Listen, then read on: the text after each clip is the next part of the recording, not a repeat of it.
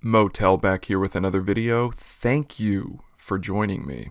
The wait is over. The time is now. Playmates toys, Power Rangers Reignition showing up in stores. This is being recorded in late July of 2025. As of right now, we are just getting started with this line. For this video, I just kind of wanted to walk through my initial thoughts and feelings of this line's release. Also had a similar conversation about this with Strick over on the Toy Talk Guys podcast, episode 81. So after this video, please go check that out. But yeah, I have been very hopeful for this line, very excited about this, and there's a lot of good here. But I think there was also a lot of questionable decisions being made as well. Let's start with the good. It's awesome to see this stuff in stores, I'll just say that. So obviously at this moment, not every Walmart has this stuff. So there's definitely some scalping happening, which is to be expected.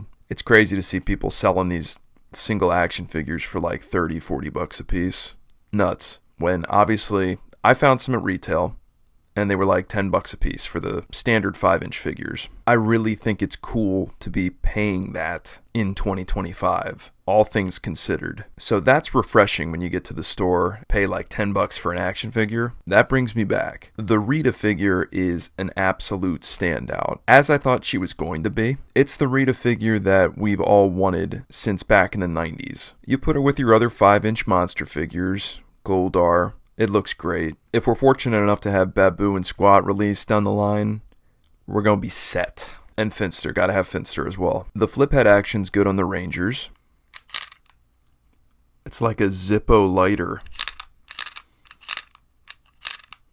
Admittedly, I've only picked up Tommy so far, but it is a very satisfying flip. One that I am very jealous of because back in the day, you had to keep reloading the morph. Click the belt buckle, flip the head, flip it back, click the belt buckle, flip the head, flip it back. Now, I know they had this same kind of continuous flip head morphing feature all the way back to Zeo, but I do love seeing it on the Mighty Morphin figures. I think it's very cool. Even though, from what I understand, both Kimberly and Trini still have the old-fashioned one and done. But still, overall, I think it's cool. Admittedly, I also like the little end cap cardboard display that they've got going on. I mean, once a store sells out, I'm gonna be like, Walmart, what are you doing with that? Not that I have anywhere to put it, but it's still pretty cool. And also here, I think, is the most important part. My 4-year-old loves them. Now, just to clarify, for people that aren't aware, he is a Power Rangers fan. I have exposed him to the show. He loves watching it. It's not like he just stumbled upon this, but he's taken to it, and seeing this stuff in the stores,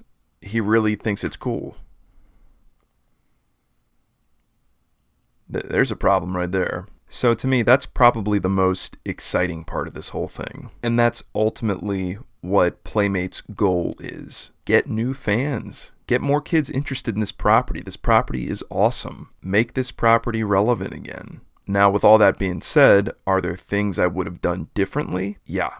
Let's start off with this gripe. Why is it so challenging to pick up a full run of figures? Let me tell you, the first display I hit, there was not a single piece missing from that. Every little mini shelf had all the figures there. There wasn't a blank space. I looked through every single one of them. All you could find was the green, the red, black, and blue Ranger, and Rita's. That's it. Then on the Zord side of it, all you could find was the T-Rex, the Saber-Tooth Tiger, and the Triceratops. To be honest with you, I was not only annoyed, I was a little taken back by it. The 5-inch figures I get, or at least it's excusable. Their play appeal doesn't rely on having every single Ranger or villain figure. But the Zords, I think that is one of the most egregious things we're dealing with here. I understand that this is one of the bigger topics being discussed online, but I do want to add my 2 cents just in case anybody's interested. I've said it before, I'm not really much of a Zord collector, so none of this was really exciting for me, but my kid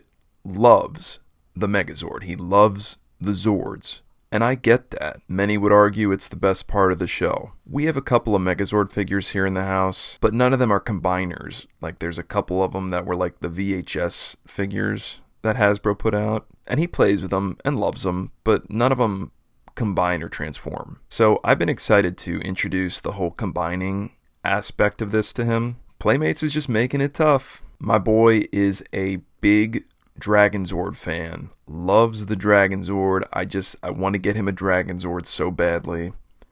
But I'm not buying like a vintage Bandai one or a legacy one for like over $100. Not happening. So I really would like a Dragonzord to come out here. But in the meantime, he does have the T-Rex Zord. That's his. I basically got that for him as a placeholder. He's a T-Rex Zord fan, but I know he wants the Dragonzord. But I'll say this, he is very, very excited to have this. And I had my doubts about it. When we brought that home, opened it up, I'm sort of like posing him. I was a little nervous because I'm just like, what can you really do with this? You can bend his legs up and down, pull his head down, and show the Megazord head. And I'm just like, you like this, buddy? And he was like, yeah, well, let's make the Megazord. I'm just like, it doesn't work like that, pal. Like, we don't have all the pieces. That didn't stop him from playing with it, though. I can't tell you how many times he has done the transforming action on this now, where you just pop the chest down, fold the head in, and then you fold out the Megazord horns. He's done that a million times. And every time he's like, Megazord activated. God bless him, man. It's a little sad. Because all he wants to do is make the Megazord. So, I mean, it's cool that he's like pretending and he still likes it, but I know he just wants to make the Megazord. So it's disappointing that I don't have all the components to do that, at least at this moment. You know, eventually we'll get there. It's like buying a 100-piece jigsaw puzzle, but there's only 20 pieces. Well, just hang on. You know, the other 80 pieces are coming. Okay.